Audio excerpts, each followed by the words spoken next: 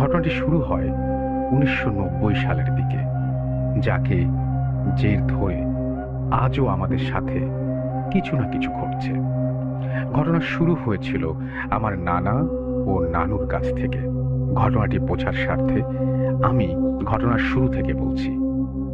আজ থেকে প্রায় ৩০ বছর আগে আমার নানা ছিল একজন নৌকার মাঝি। নানার বাড়ির পাশেই ছিল একটা নদী। সাধারণত ওই নদীতেই তিনি নৌকা চালাতেন এবং ওই নৌকার উপার্জিত টাকা দিয়েই তার ফ্যামিলি চলত।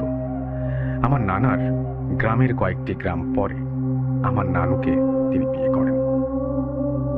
আমার নানার বাসা ছিল নদীর এপার এবং আমার নানুর বাসা ছিল নদীর ওই পার। মোট কথা তাদের দুজনের বাসা ছিল নদীর দুই পারে।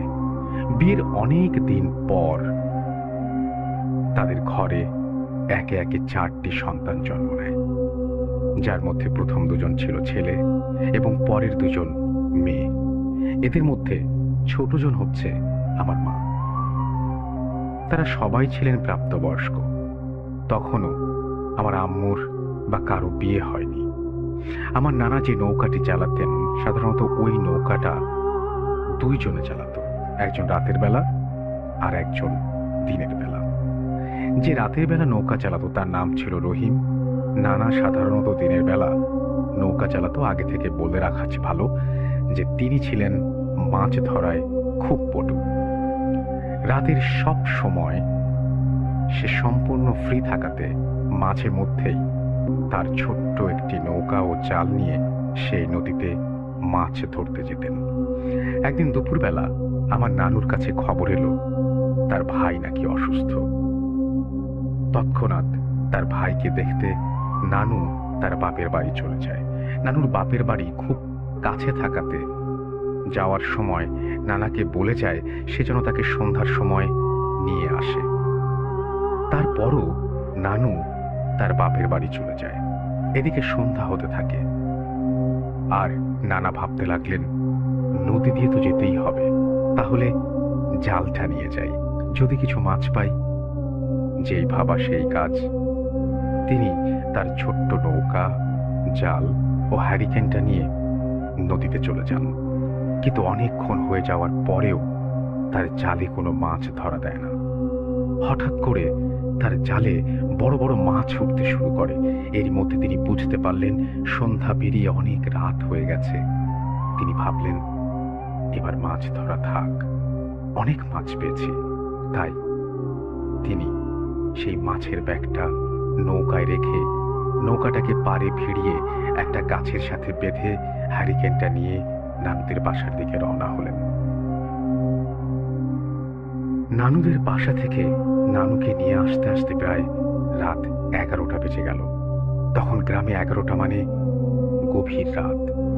নানা ও নানি নদীর পাড়ে পথ দিয়ে হাঁটতে হাঁটতে সেই নৌকার কাছে আসতে লাগলেন। আর এরই মধ্যে টপ করে হারিকেনটা নিভে গেল। নানা লক্ষ্য করলেন অদৃশ্য একটা শক্তি তাদেরকে যেন সেই নৌকার কাছে বেঁধে নিয়ে যাচ্ছে।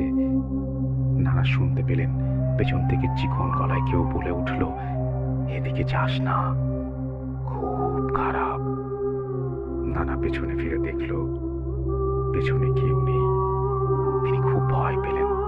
নানা এই ব্যাপারে নানুকে কিছুই বলেননি, যদি সেও ভয় পায়। হাঁটতে হাঁটতে সেই নৌকার কাছে গেলেন এবং দেখতে পেলেন কিছু জিনিস তাদের নৌকার উপরে দাঁড়িয়ে আছে। নানা নৌকার আরেকটু কাছে গেলেন এবং দেখলেন শেয়ালের মতো অবয়ব কয়েকটা মিলে নৌকার ভেতরে থাকা সেই মাছগুলোকে খাচ্ছে। তারা দেখতে ছিল সম্পূর্ণ কালো। তাদের চোখগুলো ছিল চলচলে, যার মধ্যে ছিল একটি বাচ্চা প্রকৃতির। নানা ভাবলেন হয়তো এরা শেয়াল মাছের গন্ধ পেয়ে নৌকার কাছে এসেছে আর রাত বলে তাই কালো দেখাচ্ছে। তিনি নৌকার বৈঠা নিলেন এবং বৈঠা দিয়ে ভয় দেখিয়ে তাদের তাড়ানোর চেষ্টা করলেন। বড় বড়গুলো পালিয়ে গেলেও ছোট্ট বাচ্চা প্রকৃতি সেটা যেতে পারল না। এরই মধ্যে নানু বড় একটা লাঠি নিলেন এবং লাঠি দিয়ে বাচ্চাটিকে মারতে শুরু করলেন। মারতে মারতে এক পর্যায়ে সে বাচ্চাটি সেখানেই মারা গেল। কালবৈশাখী ঝড়ের মতো প্রচন্ড বাতাস, যেন এই বাতাস দুমড়ে মুচড়ে সারা পৃথিবীটাকে ধ্বংস করে ফেলবে। নানা বুঝতে পারলেন নানুর জীবনের সবচেয়ে বড় ভুলটি তিনি করে ফেলেছেন। তারা দুজনেই দ্রুত নৌকাতে করে নদী পার হতে লাগলেন। নদীর মাঝখানে এসে পড়লেন এবং তারা শুনতে পেলেন নদীর ওপার থেকে হাজার শেয়ালের মতো কিছু একটা ডাকছে এবং তাদের ভাষায় আর্তনাদ করে তাদেরকে জানান দিচ্ছে ঘটনার শুরু। এখান থেকেই পরক্ষণে চলে আসেন যথারীতি। রাতের খাবার শেষ করে দুজনে ঘুমিয়ে পড়েন এবং ঘুমানোর সময় একজন আরেকজনকে বলতে লাগলেন ঘটনার কে কি দেখেছে। কথা বলতে বলতে এক পর্যায়ে তারা ঘুমিয়ে পড়ে। সকালবেলা নানু ঘুম থেকে উঠতে পারলেও নানা ঘুম থেকে উঠতে পারলেন না। নানার খুব জ্বর এসেছে। অনেক ডাক্তার, কবিরাজ, নানাকে 7 দিনের বেশি, তারপরেও বাঁচানো গেল না। সেদিন রাত থেকে 7 দিনের মাথায় আমার নানা মারা গেলেন। ঘটনা শেষ হয়নি। নানু ছিলেন গ্রামের সাধারণ মেয়ে, তাই সে ঘটনার কিছুই বুঝতে পারলেন না। নানার মৃত্যুর পরে সংসার চালানোর জন্য আমার বড় মামা সংসারের হাল ধরেন। যথারীতি মামাও নানার মতো দিনে নৌকা চালাতেন এবং উপার্জিত অর্থ দিয়ে সংসার চালাতে লাগলেন। নানার মৃত্যুর পর প্রায় 4 মাস সাধারণত মামার পরে রাতের বেলা রহিম নৌকা চালাতেন। একদিন রহিম মামাকে ধরে বললেন, কিছুদিন যাবৎ আমি খুব অসুস্থ, রাতের বেলা নৌকা চালাতে কষ্ট হয়, তুই কয়েকটা দিন রাতের বেলা নৌকাটা চালা, আমি দিনের বেলা চালিয়ে দেব। সুস্থ হয়ে যাওয়ার পরে না হয় আবার রাতে চালাবো, তুই দিনে চালাস। মামা তার অসুস্থতার কথা শুনে তাকে আর না করতে পারলেন না। ঘটনাটি বাড়িতে গিয়ে মামা নানুকে বলতেই নানু মামাকে সেখানে যেতে নিষেধ করলেন এবং বললেন, তুই ছোট মানুষ, রাতের বেলা ভয় পাবি। কিন্তু মামা তার কথা শুনলেন না।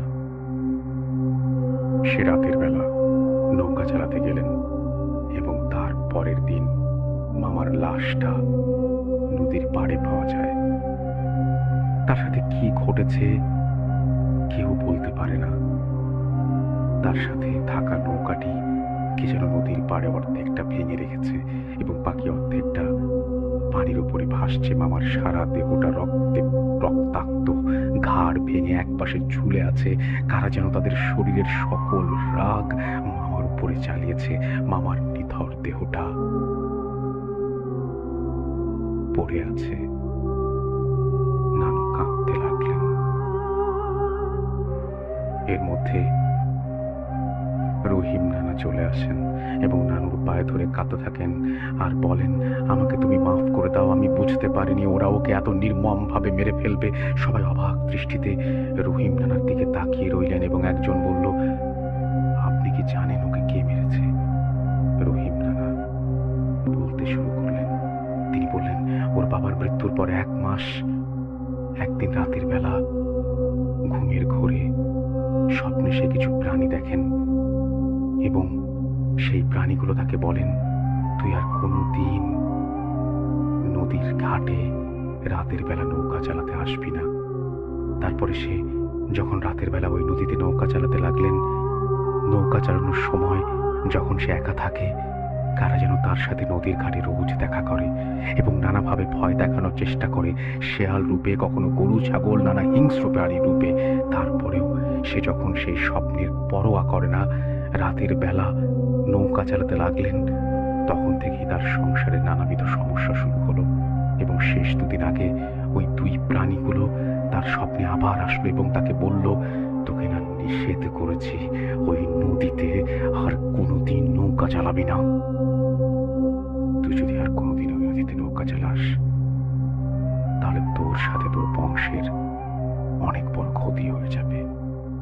তাই সে অসুস্থতার অজুহাতে মামাকে রাতের বেলা নৌকা চালাতে বলেন। তার অসুস্থতার কথা শুনে মামা রাতের বেলা নৌকা চালাতে যায় আর তারপরেই তার এই অবস্থা। ঘটনা শুনে সবাই অবাক হলেন, কিন্তু এতক্ষণে নানুর কাছে সব স্পষ্ট হয়ে গেল। তিনি বুঝতে পারলেন সেদিনের সেই প্রাণীগুলো মামার এই অবস্থা করেছে। তারপর থেকেই নানু কেমন যেন হয়ে গেলেন। তার 3 সন্তানকে নিয়ে নানা ধরনের কবিরাজ, ফকির ও হুজুরদের দেখাতে শুরু করলেন, কিন্তু কেউ এর সমাধান দিতে পারল না। যার কাছে যান সেই বলেন সে এই কাজ করতে পারবেন না। তারপর একদিন এক ব্যক্তির কাছ থেকে হুজুরের সন্ধান নিয়ে নানু তার কাছে যান এবং তাকে বিস্তারিত খুলে বলেন। হুজুর বললেন, এটা খুব কঠিন কাজ, আমি এ কাজ করতে পারবো না। কিন্তু নানুর আকুতি মিনতি শুনে সে আর তাকে ফিরিয়ে দিতে পারল না। তিনি বললেন, আচ্ছা ঠিক আছে, আপনি সামনের শুক্রবারে জুম্মার নামাজের কিছুক্ষণ আগে আমার কাছে আসবেন। নানু তার কথা মতো শুক্রবার তার 3 সন্তানকে নিয়ে হুজুরের কাছে গেলেন এবং হুজুর তাদেরকে সেই নদীর পাড়ে নিয়ে গেলেন এবং সেই নদী থেকে গোসল করে কোরআনের কিছু আয়াত পড়ে তাদেরকে ঝাড়ফুঁক করে দিলেন এবং নানুর হাতে একটা তাবিজ দিলেন আর বললেন, এটা আপনার ঘরে কোনো একটা মাটির নিচে পুঁতে দেবেন। আর বলেন, আমি জানি না এই তাবিজের শক্তি কতদিন ওদেরকে টিকিয়ে রাখবে। নানু তার কথা মতো তাবিজ টেনে মাটিতে পুঁতে দেয় এবং তারপর থেকে তাদের সাথে কোনো রকম সমস্যা হয়নি। তারপর নানু তার 3 সন্তানকে কখনো রাতের বেলা বাইরে যেতে দিতেন না। তারপর 1 বছর, 2 বছর, 3 বছর পেরিয়ে যায়। এর মধ্যে আমার খালারও বিয়ে হয়ে যায়। গ্রামের সবাই ঘটনা বলতে শুরু করে, শুধু নানু ছাড়া।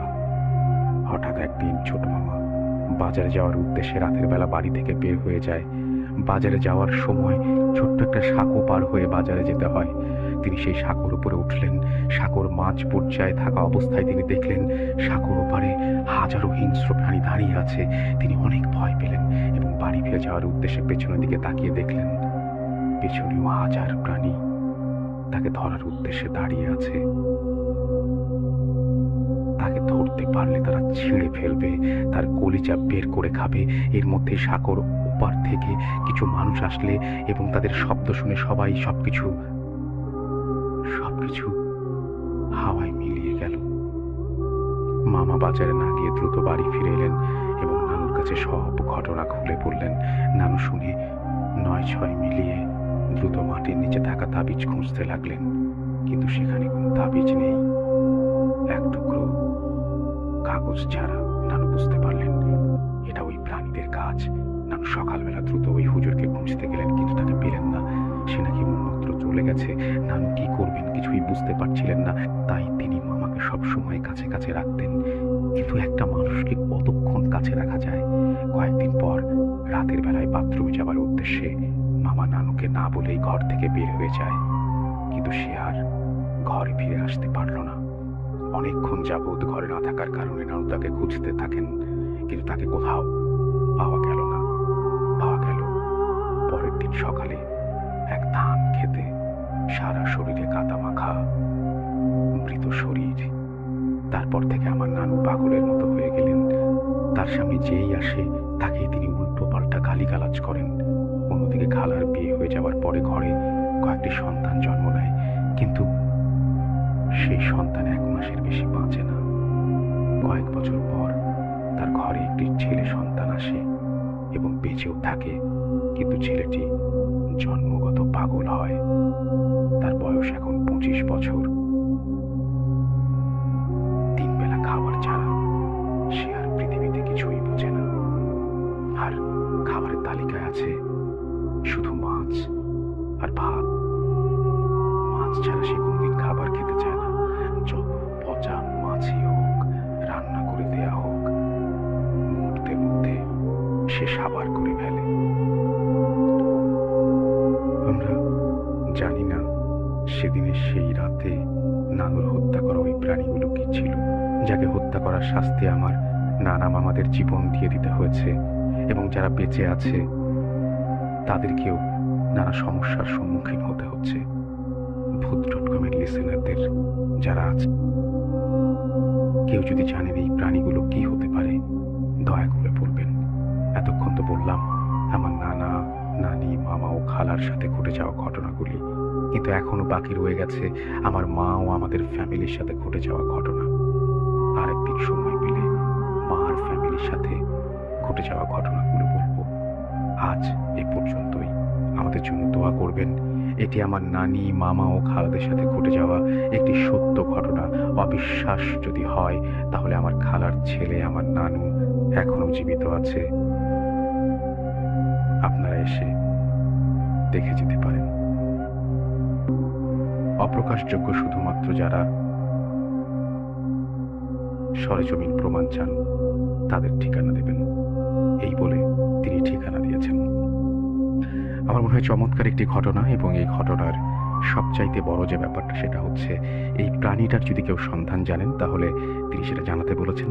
আমাদের নিচে যে কমেন্ট সেকশন আছে সেখানে আপনি অবশ্যই জানাতে পারেন, অর্থাৎ আমাদের ফেসবুক পেজের যে কমেন্ট সেকশন সেখানে অবশ্যই আপনি জানাতে পারেন যদি কেউ জানেন যে এই প্রাণীগুলো আসলে কি।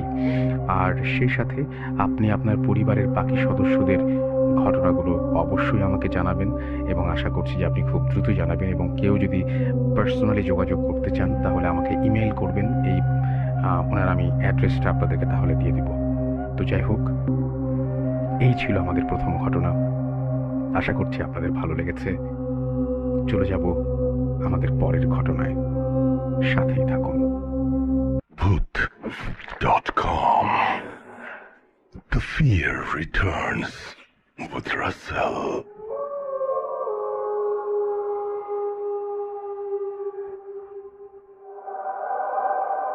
Welcome to ভূত.com।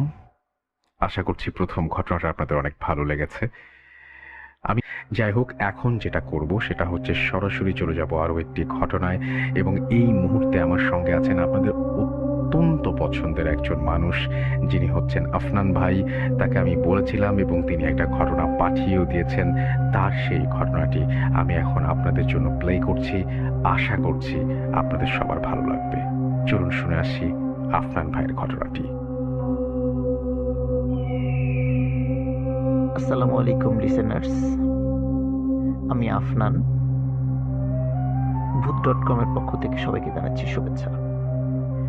আপনারা জানেন সারা পৃথিবী একটি অদৃশ্য শক্তির বিরুদ্ধে যুদ্ধরত। বাংলাদেশও এর বাইরে নয়। বাংলাদেশে প্রায় সবাই হোম কোয়ারেন্টাইনে মধ্যে আছেন সবাই। তো এই মুহূর্তে যে যেখানে আছেন সবার উদ্দেশ্য করে একটি কথা বলবো, সেটা হচ্ছে যে আমাদের এই মুহূর্তের যে দায়িত্বটা রয়েছে সেটা হচ্ছে যে আপনারা জানেন মোটামুটি বিভিন্ন মাধ্যম দিয়ে এই রোগের লক্ষণ কি কি করণীয় সবাই জানেন, কিন্তু একটা ব্যাপার সেটা হচ্ছে যে আমাদের সকলের উচিত যে আমরা যেন ইনফেক্টেড না হই, বা আমাদের মাধ্যম দিয়ে কেউ যেন ইনফেক্টেড না হয় সেই বিষয়টি নিশ্চিত করা এবং নিশ্চিত থাকা। এবং এই জন্য সবাই আমরা আশা করব যে সবাই আমরা হোম কোয়ারেন্টাইনটা মান্য করব। অপ্রয়োজনে বাইরে ঘোরাঘুরি করব না। বাইরের থেকে ফিরে এসে সাবান বা হ্যান্ড স্যানিটাইজার দিয়ে হাত পরিষ্কার করব। এবং যেই ধর্মের আছি আমরা সৃষ্টিকর্তার কাছে প্রার্থনা করব আল্লাহ তাআলা যেন অতি সত্বর এই সমস্যাটিকে পৃথিবী থেকে দূর করেন এবং আমরা আবার স্বাভাবিক জীবনে ফিরে যেতে চাই। যেহেতু আমরা সবাই হোম কোয়ারেন্টাইনে এখন আছি, তো এই জন্য আসলে স্টুডিওতে এসে স্টোরি শেয়ার করাটা সম্ভব হলো না। এই জন্য রেকর্ডেড ফাইলটা আজকে পাঠালাম। আজকে একটি ঘটনা আমি আপনাদের সঙ্গে শেয়ার করব, সিলেটের একটি ঘটনা। আশা করি আপনাদের সবার ভালো লাগবে ঘটনাটির সময়কাল 2005 সালের দিকে, এবং যার সঙ্গে ঘটেছিল উনি সিলেটের শ্রীমঙ্গলের একটি চা বাগানে কাজ করতেন। চা বাগানের মালির দায়িত্বে ছিলেন উনি। তো ওনার নাম ছিল আব্দুস সবুর মিয়া। আব্দুস সবুর মিয়া ওনার যে কাজটি ছিল সেটা হচ্ছে যে বিকাল থেকে এমনিতে উনি সবসময় একটু দেখাশোনা করতেন, এবং স্পেশালি সন্ধ্যার পরে ওনার ছুটি হয়ে যেত। তো তখন উনি যেটা করতেন সেটা হলো ওনাদের চা বাগানের থেকে যে থাকার ব্যবস্থা করা হয়েছিল চা বাগানের যে সমস্ত চতুর্থ শ্রেণীর কর্মচারীদের জন্য, উনি সেখানে থাকতেন। তো যথারীতি এভাবেই ওনার দিন চলছিল। হঠাৎ একদিন, ওই সময়টা ছিল আবার শীতকাল, এবং ওনার ছুটির সময়টা ছিল বেসিক্যালি সন্ধ্যা 6টা থেকে। এখন গরমকালে সন্ধ্যা 6টা, কিন্তু তখনও সন্ধ্যা নামে না। কিন্তু শীতকালে কিন্তু আমরা দেখি মোটামুটি 5:30টার মধ্যে অনেক সময় মাগরিবের আজান শেষ হয়ে নামাজও শেষ হয়ে যায়, তখন বেশ রাত হয়ে যায় 6টার সময়। তো উনি একদিন শীতকালে প্রচণ্ড কুয়াশা পড়েছে আবার সেদিন। তো ওই দিন উনি ওনার চা বাগানের ডিউটি শেষ করে ওনার থাকার জায়গাতে সেখানে ফিরছিলেন। এখানে একটা কথা বলে রাখা ভালো, সেটা হচ্ছে যে আপনারা যেটা সিলেট গিয়েছেন, তারা খেয়াল করবেন যে সিলেট যাওয়ার সময় স্পেশালি শ্রীমঙ্গলের কাছাকাছি জায়গায় যেখানে অনেক চা বাগান দেখা যায়, আমরা দেখি যে রেল লাইনের দুধারে অনেক চা বাগান রয়েছে এবং বাংলাদেশের মানে খ্যাতনামা অনেক মানে চা কোম্পানির চা বাগানগুলো সেখানে রয়েছে। তো উনি ওরকমই একটা খ্যাতনামা চা কোম্পানির চা বাগানে চাকরি করতেন। তো ওই সময়ে উনি একদিন ওনার ডিউটি শেষ করে ওনার মানে থাকার জায়গাতে ফিরে আসছিলেন। তো থাকার জায়গাতে আসতে হলে ওনাকে রেল লাইনটা পার হয়ে আসতে হতো। তো রেল লাইনটা পার হয়ে উনি যখন আসছিলেন, হঠাৎ করে উনি দেখেন ওনার হাতে যে টর্চ লাইট ছিল, টর্চ লাইটের আলো যখন রেল লাইনের উপর ফেলেছেন পার হওয়ার জন্য, হঠাৎ করে উনি দেখেন যে একটি ছিন্ন ভিন্ন একটি লাশ রেল লাইনের স্লিপারের উপরে পড়ে আছে এবং রেল লাইনের মোটামুটি মানে লোহার দুই পাশেও পড়ে রয়েছে। তখন উনি এটি দেখে খুব ভয় পেয়ে যান। ওনার আশেপাশে তো কোনো লোক ছিল না, উনি একা ছিলেন। তখন উনি চিৎকার করতে করতে ওনার যে থাকার জায়গা প্রায় আধা কিলোমিটার দূরে ওইখান থেকে ছিল, তিনি ওইখানে চলে যান। ওখানে উপস্থিত যারা অন্য লোক যারা ছিল তাদেরকে সব ঘটনাটি খুলে বলেন এবং তাদেরকে উনি সাথে করে নিয়ে আসেন। সাথে করে নিয়ে আসার পরে অদ্ভুত ব্যাপার যে ওখানে আসলে কোনো ডেড বডি ছিল না এবং ডেড বডি তো দূরের কথা, কোনো রক্তের কোনো দাগও সেখানে ছিল না। তখন ওনারা যেটা করেন যে আব্দুল সবুর মিয়া যে জায়গাটি দেখিয়েছিলেন সেই জায়গা ছাড়াও মোটামুটি এপাশ ওপাশ প্রায় আধা কিলোমিটার রেল লাইনের ওনারা ঘুরে আসেন, কিন্তু কোথাও কোনো এই টাইপের কোনো জিনিস ওনারা দেখতে পান না, যে কোনো লাশের কোনো নিদর্শন বা কোনো চিহ্ন, কোনো রক্তের চিহ্ন ওনারা পান না।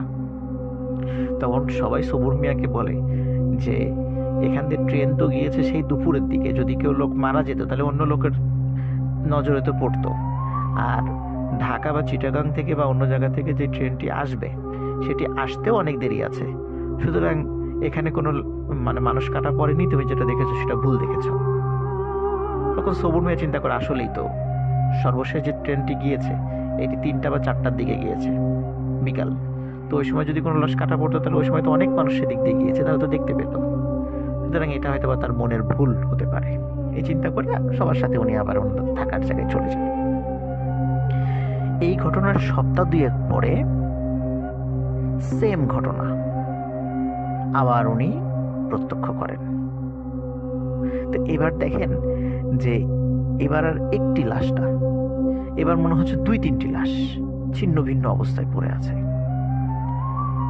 এটি দেখে উনি তখন নিশ্চিত হন আসলে কি উনি ঠিক দেখছেন, এবং উনি টর্চ মেরে খুব ভালো করে দেখেন যে ওখানে একটা পুরুষের মানে মাথা পড়ে আছে, একটা মহিলার মাথা পড়ে আছে এবং একটি 15 থেকে 18 বছর বয়সী কোনো একটা বাচ্চা ছেলের মাথাও পড়ে আছে এবং তাদের দেহের বিভিন্ন ছিন্ন ভিন্ন অংশ সেখানে পড়ে আছে।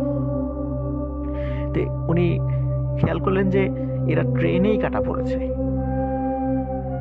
তখন উনি আবার চিৎকার করতে করতে চলে যান এবং ওনার যে থাকার জায়গা সেখান থেকে লোকজন নিয়ে আসেন, কিন্তু অদ্ভুত ব্যাপার এবার এসে ওখানে কাউকে দেখা যায় না।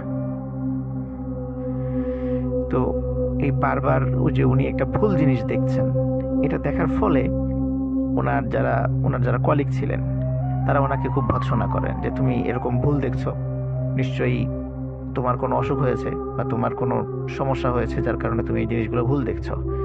তো এরকম তো কেউ মারা যায় নাই, ট্রেনে যদি কাটা পড়তো তো ট্রেনের আসা যাওয়ার সময় তো একই রকম, 3টা-4টার দিকে ট্রেন চলে গেছে, যদি কেউ কাটা পড়তো তাহলে তো এটা নিয়ে অনেক হইচই পড়ে যেত।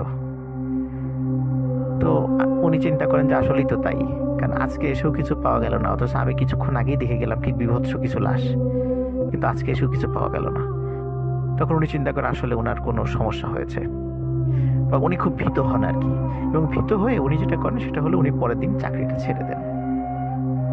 উনি চাকরি ছেড়ে দিয়ে উনি সিলেটের আম্বরখানা নামক যে জায়গাটা আছে একদম সিলেট মেইন শহরে, এই আম্বরখানা থেকে একটু সাইডেই কিন্তু হযরত শাহজালাল রহমতুল্লাহ আলাইহির মাজার আছে এবং ওই সংলগ্ন বিভিন্ন আবাসিক হোটেল এবং রেস্টুরেন্টগুলো আছে ওই মাজার সংলগ্ন। তো উনি ওই একটি রেস্টুরেন্টে উনি হোটেল বয় হিসাবে চাকরি নেন এবং ওখানে বেশ উনি স্বাভাবিকভাবেই উনি ওনার মানে কাজ করছিলেন। তো ওখানে কাজ করার 2 থেকে 3 মাস পর হঠাৎ উনি একটি প্রবলেম ফেস করা শুরু করেন। সেটা হলো যে উনি যে জায়গাটা থাকতেন সেটা হলো সিলেটের টিলাগড় নামক একটি জায়গা রয়েছে, ওই টিলাগড়ের ওখানে উনি একটি টিন শেড বাসা, ছোট্ট একটি টিন শেড বাসা ভাড়া করে নিয়ে থাকতেন। উনি একা ছিলেন, উনি তখনও বিয়ে করেননি, তো উনি ওই বাসাতে থাকতেন। তো উনি রাতের বেলা একদিন ওয়াশরুমে যাওয়ার প্রয়োজন হয়। তো ওয়াশরুমে যখন উনি যান, তখন ওয়াশরুমে গিয়ে উনি প্রচণ্ড জোরে চিৎকার দিয়ে পড়ে যান। এতে করে কি হয়, ওনার ওই বাসার আশেপাশে যে সমস্ত বাসা ছিল সেখানকার লোকজন ওনার এই প্রচণ্ড চিৎকারটা শুনতে পান এবং তারা ওখানে চলে আসেন, দেখে যে উনি ওয়াশরুমের ওখানে সেন্সলেস হয়ে পড়ে আছেন। তখন তারা যখন তাকে জ্ঞান ফেরানোর চেষ্টা করে এবং উনি জ্ঞান ফেরার পরে যখন জিজ্ঞেস করে যে আসলে কি হয়েছিল, তখন উনি বলেন যে উনি যখন রাতের বেলা ওয়াশরুমের যেই দরজাটি যখনই খুলেছেন, উনি দেখেন ওয়াশরুমের ভিতরে একটি মৃতদেহ পড়ে আছে এবং লাশটি সম্পূর্ণ ছিন্ন ভিন্ন অবস্থায়। এবং ছিন্ন ভিন্ন অবস্থায় যদি হতো সেটাও একটা ব্যাপার ছিল, কারণ উনি এর আগে ছিন্ন ভিন্ন লাশ দেখেছেন। কিন্তু অদ্ভুত ব্যাপার হলো, সেই লাশের যে মাথাটি ছিল সেটি আব্দুস সবুর মিয়ার দিকে তাকিয়েছিল, এবং শুধু তাকিয়েছিল তা কিন্তু নয়, সে আমরা যেমন চোখের পলক ফেলি এরকম চোখের পলক ফেলছিল এবং তার দিকে তাকিয়েছিল। এই দৃশ্য দেখেই উনি বেসিক্যালি প্রচন্ড ভয় পান এবং উনি সেন্সলেস হয়ে পড়ে যান। তখন সবাই তাকে মানে মোটামুটি যতটুকু সুস্থ করার দরকার ওই সময় তাকে সুস্থ করার চেষ্টা করেন। এবং এই ঘটনা, সেম ঘটনা আরো কয়েকবার উনি ওই বাড়িতে ফেস করেন। তো এইভাবে চলতে থাকলে মানে উনি একরকমের উন্মাদের মতো হয়ে যান যে না, এভাবে চলতে পারে না, একই বিষয় আমি কেন বারবার দেখছি, এরকম ঘটনা কেন আমার সাথে ঘটছে। উনি এর কোনো সমাধান বা এর কোনো উত্তর খুঁজে পাচ্ছিলেন না। তখন উনি চিন্তা করেন যে না, আমি সব কাজ ছেড়ে দিয়ে আমি আমার বাড়িতে চলে যাব। ওনার বাড়ি ছিল আবার হবিগঞ্জে একটি গ্রামে ছিল। তো উনি হবিগঞ্জে ওনার বাড়িতে চলে যান। বাড়িতে চলে যাওয়ার পরে ওইখানে উনি কাজের সাথে লিপ্ত হন। এবং ওনারা আবার একান্নবর্তী পরিবার ছিলেন, অনেকগুলো দেখা যাচ্ছে যে শরিক, যারা যেটা বলে আর কি, শরিক ঘর পাশাপাশি ছিল এরকম আর কি। তো উনি একটি ঘরে থাকতেন আর কি। তো প্রথম দিকে মাসখানেক উনি বাসায় বেশ স্বাভাবিকভাবে জীবনযাপন করা শুরু করেন এবং ওনার সাথে যে এই ধরনের ঘটনাগুলো ঘটেছিল ইতোপূর্বে, যে চা বাগানে বা পরবর্তীতে সিলেট শহরে আসার পরে, তো এই ধরনের বিষয়গুলো উনি পরিবারের কাউকে বলেননি। কিন্তু বাসায় যখন উনি ফিরে আসেন, ফিরে আসার মাসখানেক পর একটি নতুন সমস্যা উনি ফেস করতে থাকেন। সেটা হচ্ছে যে উনি রাতের বেলা একদিন উনি ফিল করছিলেন যে ওনার দরজার বাইরে কে বা কারা মানে হাঁটাহাঁটির শব্দ। উনি চিন্তা করেন যে হাঁটাহাঁটির শব্দ, এটা হয়তো বা কোনো লোক যাচ্ছে। তো প্রথম দিকে রাতের, বিশেষ করে রাত 1টা বা 2টোর দিকে উনি হাঁটাহাঁটির শব্দ শুনতেন। তো এটি আসলে উনি অতটা গুরুত্ব দিতেন না। তো গুরুত্ব না দিয়ে উনি চিন্তা করতেন হয়তো বা লোকজন এমনি হেঁটে যাচ্ছে, উনি এতটুকুই শুধু চিন্তা করতেন। কিন্তু চিন্তা করলেন যে এত রাত্রে আসলে হেঁটে যায় কারা, আমি একটু দেখি। তো উনি ওই চিন্তা করে যখন লোকজনের হাঁটার শব্দ উনি পাচ্ছিলেন, তখন উনি হঠাৎ করে জানালা খোলেন। জানালা খুলে যে দৃশ্যটা উনি দেখতে পান, আসলে এটা মানে কখন এটা আসলে সহ্য করাটা অনেক কঠিন একটা ব্যাপার ছিল। উনি দেখেন যে বেশ 4-5 জন লোক ওনার জানালার সামনে দিয়ে হেঁটে যাচ্ছে এবং চাঁদের আলোতে যতটুকু দেখা যাচ্ছিল কারোরই মাথা ছিল না, যে মাথাবিহীন মানুষ, স্বাভাবিক মানুষ হেঁটে চলে যাচ্ছে। তখন জানালা যখন উনি খুলেছিলেন, তখন ওই দৃশ্য দেখার পরে হঠাৎ করে যেটা হলো, ওই মাথাবিহীন যে 3-4 জন মানুষের অবয়ব ছিল, তারা একটু তার দিকে ঘুরে দাঁড়ালো এবং ঘুরে দাঁড়ানোর সাথে সাথে আব্দুস সবুর মিয়া উনি জানালা বন্ধ করে দেন এবং প্রচন্ড ভয় পান এবং চিৎকার করতে থাকেন। তো চিৎকার করলে পারে ওনার যেই অন্যান্য পাশে ওনার যে ঘরগুলো ছিল ওনার আত্মীয় স্বজনদের, তারা সেখান থেকে চলে আসেন, এসে জিজ্ঞেস করেন কি হয়েছে। তখন ওই সব ঘটনাটা খুলে বলেন। তখন বাড়ির সদস্যরা বলেন যে এটা তোমার মনের ভুল, আসলে এরকম কোনো ঘটনা তুমি দেখো নাই, যে জাস্ট এমনি মনের ভুল। তখন ওই রাতে ওনার সঙ্গে আরেকজন লোক থাকেন ওনার ঘরেই, যাতে করে আবার ভয় না পান। তো এরপরে সপ্তাহখানেক আর কোনো সমস্যা নেই। এরপরে হঠাৎ করে একটা সমস্যার সৃষ্টি হয়, সেটা হচ্ছে যে ওনার ঘরের যে জানালাটা কাঠের জানালা। আমরা জানি যে গ্রামের বাসাবাড়ির যে জানালাগুলো ম্যাক্সিমাম সব কাঠের হয় আর কি, অধিকাংশ কাঠের হয়। তো রাতের বেলা ওনার জানালার উপরে আমরা যেমন যদি আমরা 5 আঙ্গুল দিয়ে যদি কোথাও আঘাত করি, মানে 5 আঙ্গুল মানে হাতের পাঞ্জা দিয়ে যদি কোথাও অনেক সময় দরজার উপরে আমরা শব্দ করি, তো ওই রকম মনে হচ্ছিল জানালার উপরে, কাঠের জানালার উপরে এরকম ধপ ধপ করে শব্দ করছে, মানে জানালা খোলার জন্য বলছে। তখন উনি প্রথমে চিন্তা করেন হয়তো বা পরিচিত কেউ, উনি ভিতর থেকে বলেন যে কে, কিন্তু বাইরে থেকে কোনো উত্তর আসে না। যেহেতু উত্তর আসে না, উনি জানালা খোলেন না। তো এরকম প্রতিদিনই এই ধরনের ঘটনা ঘটছিল এবং উনি পরিবারের সঙ্গে শেয়ার করেন ঘটনাটা। তো অদ্ভুত ব্যাপার হলো, পরিবারের সদস্যরা কিন্তু এই টাইপের জানালার কোনো শব্দ ওনাদের কানে আসতো না, এবং না আসাটাই স্বাভাবিক, যেহেতু প্রত্যেকটা ঘর সামান্য একটু একটু দূরে অবস্থিত, হয়তো বা ছোট শব্দের আওয়াজটা অত জোরে না, যার কারণে তারাও শুনতেন না। তো প্রথম দিকে জানালাতে শব্দ হতো, এরপরে একদম ওনার ঘরের যেই দরজা, সদর দরজা, এই দরজায় এরকম শব্দ হতো যে দরজাটা খোলার জন্য মানে শব্দ করছে বাইরে থেকে, যে ভিতর থেকে যেন দরজাটা খোলা হয়। তো উনি কিছুতেই খুলতেন না, এবং যখনই এরপরে যখন দরজায় শব্দ হওয়া শুরু হলো, প্রচণ্ড জন্য চিৎকার চেঁচামেচি করতেন। যখনই লোকজন চলে আসতো, বাইরে থেকে লোকজনের আওয়াজ শুনতো, তখনই দরজা খুলে দিতেন এবং বাইরে কোনো লোকজন দেখা যেত না। মানে দেখা যেত না বলতে যে যারা শব্দ করেছে একটু আগে বাইরে, বা কে বা কারা শব্দ করেছে, এরকম কাউকে কেউ দেখতেন না। তো এই ধরনের ঘটনা যখন ঘটছিল, তখন ওনার পরিবারের সদস্যরা তাকে বেশ কিছু জায়গায় নিয়ে যান, তাকে যারা প্যারানর্মাল ট্রিটমেন্ট করেন তাদের কাছে নিয়ে যান। তখন তাদের কাছে নিয়ে যাওয়ার পরে তারা বলে যে তাকে খুব দুষ্টু কিছু জিন আসর করেছে, যার কারণে তাকে এইভাবে ভয় দেখাচ্ছে। তখন ওই সমস্ত লোকজনও তাকে এই বিষয় থেকে যাতে যেন উনি সুস্থ হয়ে ওঠেন চেষ্টা করেন, কিন্তু আসলে চেষ্টায় কোনো লাভ হয় না, বরং আস্তে আস্তে ক্ষতি হতে থাকে। উনি শরীর খুব দুর্বল হয়ে যেতে থাকে, উনি রোগাক্রান্ত হয়ে যেতে থাকেন, আস্তে আস্তে খুব শুকিয়ে যেতে থাকেন।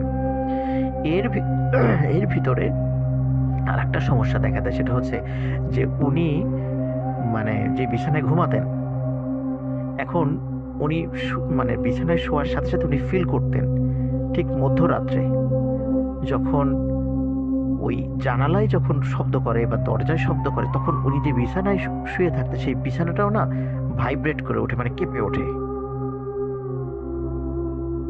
এই নতুন সমস্যা সৃষ্টি হয়, সেটা হচ্ছে যে ওনার বিছানাটাও কেঁপে ওঠা শুরু করে। তখন উনি আবার চিৎকার চেঁচামেচি করতে থাকেন, বাইরের থেকে লোক আসে। তো তখন যেটা হয়, উনি আর মানে এত ভয় পেয়ে যান, উনি ঘরের মধ্যে সেন্সলেস হয়ে পড়ে যান, উনি আর দরজা খুলতে পারেননি। বাইরে থেকে দরজা ভেঙে ভিতরে আসে লোকজন, তখন তাকে আবার একটু মানে সেন্স ফিরিয়ে আনার চেষ্টা করে। এবং উনি তখন দেখলেন যে না, অনেক চেষ্টা করেও যখন উনি কোনো লাভ হচ্ছে না, সুস্থ হচ্ছেন না, তখন উনি চিন্তা করেন যে আমি কারো কাছে আর যাবো না, আমি নামাজ পড়ে আল্লাহ তাআলার দরবারে কান্নাকাটি করবো, আল্লাহর কাছে যাবো সুস্থ হওয়ার জন্য। এই জন্য উনি যেটা করতেন, 5 ওয়াক্ত নামাজ তো পড়তেনই, তাহাজ্জুদের নামাজও উনি রেগুলার পড়তেন। এবং রেগুলার নামাজের সময়, স্পেশালি তাহাজ্জুদের নামাজের সময় আল্লাহ তাআলার দরবারে খুব কান্নাকাটি করতেন যে আল্লাহ আমার এই সমস্যাকে দূর করে দাও, আমার এই অসুবিধাটাকে দূর করে দাও। তো এরকম মাসখানেক উনি যখন আল্লাহ তাআলার দরবারে খুব, এই মাসখানেকের মধ্যে কোনো ঘটনা ঘটেনি। একদিন উনি রাতের বেলা স্বপ্ন দেখছিলেন ঘুমের মধ্যে। তো স্বপ্নে দেখছিলেন একটি সাদা ঘোড়া এবং একটি কালো ঘোড়া, দুটো ঘোড়া দেখছেন উনি, এবং সাদা ঘোড়াটা মানে কালো ঘোড়াকে অ্যাটাক করে বসে, মানে আক্রমণ করে বসে, এবং কালো ঘোড়াটা খুব শক্তিশালী, সে বারবার সাদা ঘোড়াটাকে ধরাশায়ী করে ফেলছে প্রায়। কিন্তু শেষ দিকে যুদ্ধ করতে করতে দুটি ঘোড়া যখন যুদ্ধ করছিল, একটি সময় সাদা ঘোড়া কালো ঘোড়ার উপর চড়াও হয়ে বসে এবং কালো ঘোড়াটিকে আহত করে সেখান থেকে তাড়িয়ে দেয়। তো এই স্বপ্নটা দেখার পর ওনার ঘুম ভেঙে যায়, এবং ঘুম ভেঙে যাওয়ার পর এই স্বপ্নটা উনি ভালো একজন আলেমের সাথে শেয়ার করেন, এবং সেই আলেম বলেন যে আল্লাহ তাআলা নিশ্চয়ই তোমার সমস্যাটাকে দূর করে দিয়েছেন। এবং সত্যি রাসেল ভাই, যে এই স্বপ্নটা দেখার পর স্টিল নাও আজ পর্যন্ত ওনার কিন্তু আর কোনো সমস্যা হয়নি এই টাইপের, এবং উনি সম্পূর্ণরূপে সুস্থ। কিন্তু কোন জায়গা থেকে কোন ঘটনার প্রেক্ষাপটে ওই দুষ্টু জিন ওনাকে অ্যাটাক করেছিল এটি জানা যায় না। তবে আল্লাহ তাআলা ওনাকে সুস্থ করে দিয়েছেন। এখনও উনি যেটা করেন সেটা হলো ওই সিলেটের আম্বরখানাতে একটি রেস্টুরেন্টে উনি ম্যানেজার হিসেবে দায়িত্ব পালন করেন, এখনও উনি আছেন। এই ঘটনাটি আমার সিলেটের বন্ধু শাহ রেজাউল হাসান রোহান, ও আবার সম্প্রতি নিউ ইয়র্কে চলে গিয়েছে। তো নিউ ইয়র্ক থেকে আমাকে এই ঘটনাটি ও শেয়ার করেছে, যেহেতু ওর বাড়ি সিলেটে। এই ঘটনাটি আসলে ওই কালেক্ট করে আমাকে দিয়েছিল। তো ধন্যবাদ সবাইকে, ধন্যবাদ রাসেল ভাইকে এই একটা কঠিন সময়েও আমাদেরকে ভূত.com এর মাধ্যমে লোমহর্ষক কিছু গল্প উপহার দেওয়ার জন্য। সেই সাথে লিসেনারদেরকেও জানাচ্ছি আমার অন্তঃস্থল থেকে শুভেচ্ছা, এবং সকলের জন্য সুস্থ থাকেন সেই কামনা করছি। আমিও যেন সুস্থ থাকি, সবাই দোয়া করবেন। আজকে এই পর্যন্তই। পরবর্তীতে কোনো একটি পর্বে আরেকটি গল্প নিয়ে ইনশাল্লাহ আপনাদের সামনে হাজির হব। আসসালামু আলাইকুম। চলে যাচ্ছি আমাদের পরবর্তী ঘটনায়। আশা করছি এই ঘটনাটি আপনাদের ভালো লাগবে। সিঙ্গাপুর থেকে পাঠিয়েছেন আমাদের একজন ভাই।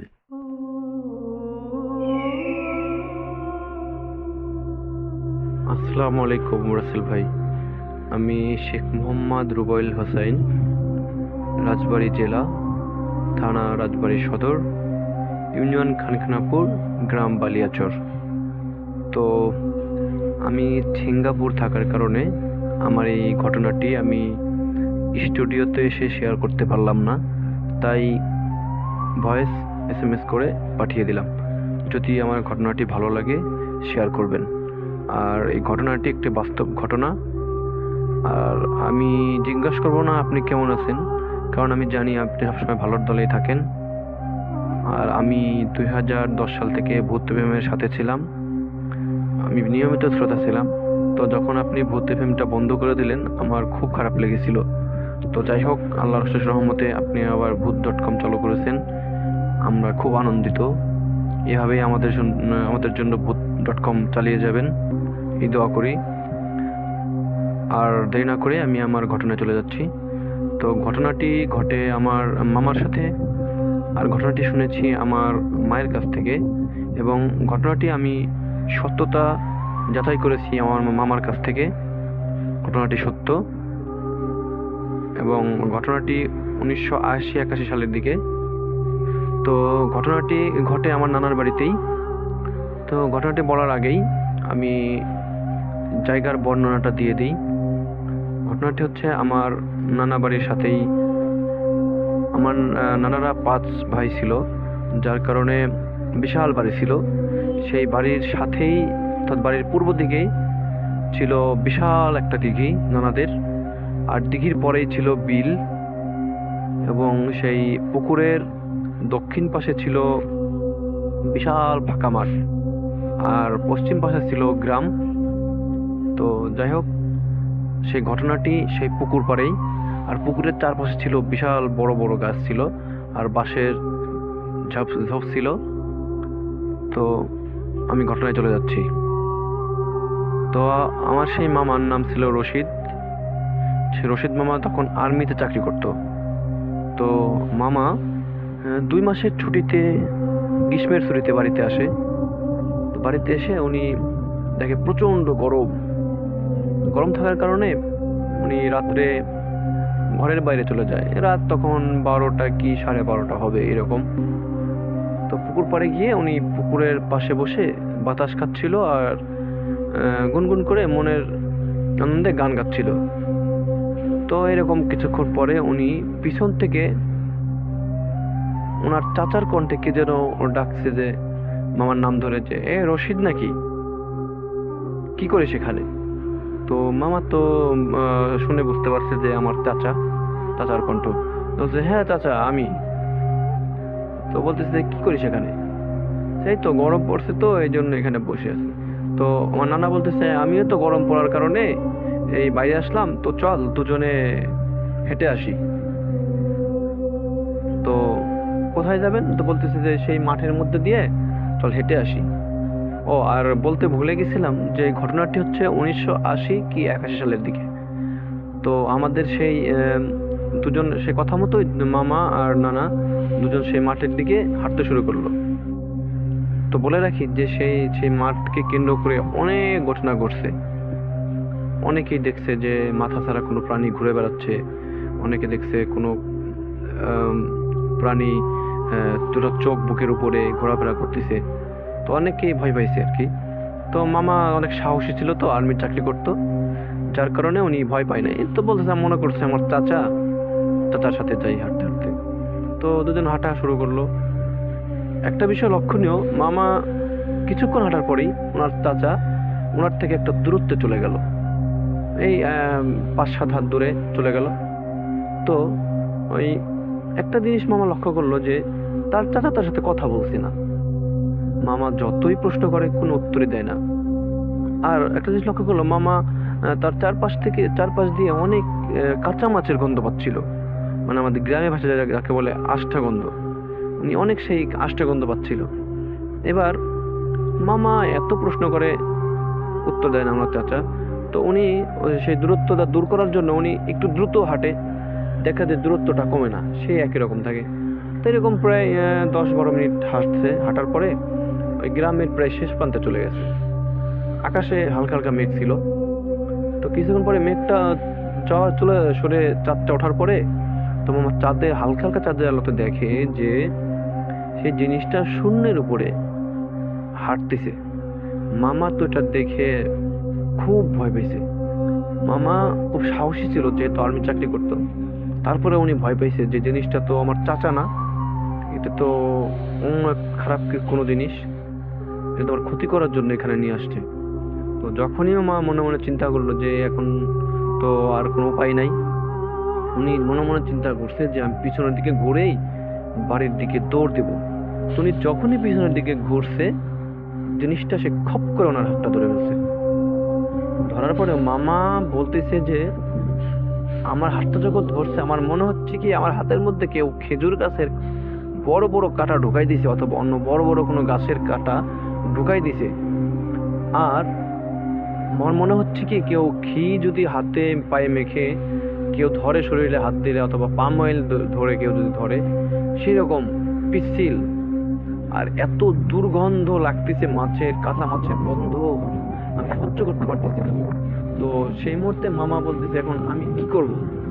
তো আমি ছোটার জন্য চেষ্টা করতেছি, সেই জিনিসটা আমাকে মাটির সাথে চিপে ধরার সময় আমি এবার লক্ষ্য করে দেখি যে জিনিসটার আমার চাচা না, সেটা চেহারা পরিবর্তন হয়ে গেছে। সেটার কোনো মাথা নাই, শুধু বুকের দুই পাশে বড় বড় চোখ, লাল চোখ আমার দিকে তাকিয়ে আছে, মনে হচ্ছে যে আমাকে এখনই মেরে ফেলবে। আর এত দুর্গন্ধ, পচা মাছের গন্ধ। তো আমি যতই চেষ্টা করতেছি, ধস্তে শুরু করছি ছোটার জন্য, জিনিসটা আমাকে তত চেপে ধরতেছে।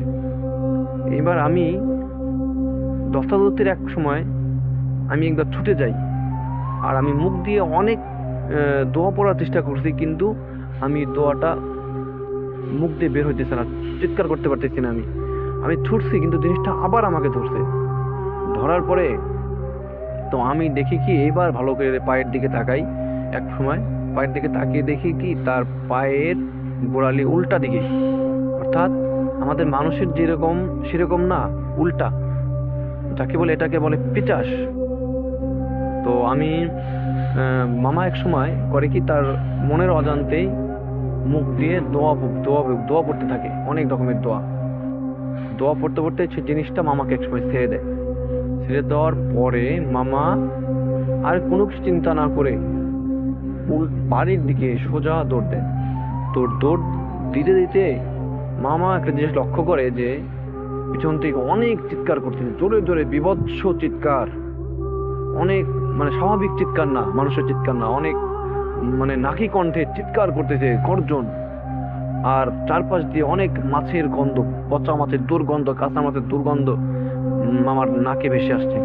তো মামা এক সময় দৌড়াতে প্রায় 8-10 মিনিট দৌড়াতে তার বাড়ির কাছাকাছি এলাকায় ঢুকে গেছে। তো সেখানে থেকে আর মামা পিছনের দিকে তাকিয়ে দেখে কি সে জিনিসটা আর নাই, এবং দূরে থেকে মনে হচ্ছে একটা অববের মতো বলতেছে, চিৎকার করে বলতেছে, আজকে তুই বেঁচে গেলি, তুই তোর মায়ের ফকির দুধ খাইছিলি, সেই দুধটা অনেক শক্তিশালী ছিল, যার কারণে আজকে বেঁচে গেলি। এরপর যদি তোকে কোনোদিন ধরতে পারি, তোকে আর আস্ত রাখবো না। তো এই কথা শুনে মামা তো প্রচন্ড ভয় পাইছে, যতই সাহসী হোক। উনি দৌড়ায় বাড়ির ভিতরে ঢুকে গেছে। ঢোকার পরে উনি দরজার সামনে গিয়ে জ্ঞান হারিয়ে ফেলছে। তো ওনার পড়ার শব্দে বাড়ির সবাই উঠে গেছে, ঘুম থেকে উঠে পরে দেখে যে আমার সেই রশিদ মামা। পরে সবাই ওনাকে ধরাধরি করে বাড়ির ভিতরে ঘরে নিয়ে যায়। ঘরে নিয়ে ওই রাত্রে ওনার আর জ্ঞান ফেরে না। তো পরের দিনে সকালে ওনার জ্ঞান ফেরার পরে ঘটনাটি সবার সাথে শেয়ার করে যে এরকম আমার চাচার চেহারা মতো একটা লোক আমাকে নিয়ে এই মাঠের মাঝখানে নিয়ে গেছে। তো এই ছিল ঘটনা। পরে এক হুজুরের কাছে মামাকে নিয়ে যাওয়া হয়। হুজুর বলে যে একটা পিচাস মামাকে আক্রমণ করছিল। তো সেই হুজুর মামাকে একটা তাবিজ দেয় এবং আরো পানি টানি খাইতে দেয় অনেক। তারপরে মামা সুস্থ হয়ে যায়। তো আমার মামা এখনো বেঁচে আছে। আমি ঘটনাটা মামার কাছ থেকে এবং যাচাই করার জন্য আরেকবার মামার মুখ থেকে শুনছি আমি, ওটা বাস্তব। আমার মামা এখনো সুস্থ আছে আল্লাহর রহমতে। তো এই ছিল ঘটনা। আমার ঘটনা যদি ভালো লাগে শেয়ার করবেন। আমার কাছে আরো ঘটনা আছে। তো সেই বিলকে কেন্দ্র করে আমি সময় পেলে আবারও আপনাকে ভয়েস মেইলে পাঠাবো। আর আমি সবার কাছে অনুরোধ করব যে আমাদের দেশের জন্য সবাই দোয়া করবেন, দেশের মানুষের জন্য সবাই দোয়া করবেন। আল্লাহ যেন আমাদেরকে এই করোনা ভাইরাস থেকে হেফাজত করে। আর সবাই বেশি বেশি তওবা করবেন। আর ভূত.com দীর্ঘজীবী হোক। ধন্যবাদ রাসেল ভাই। আসসালামু আলাইকুম।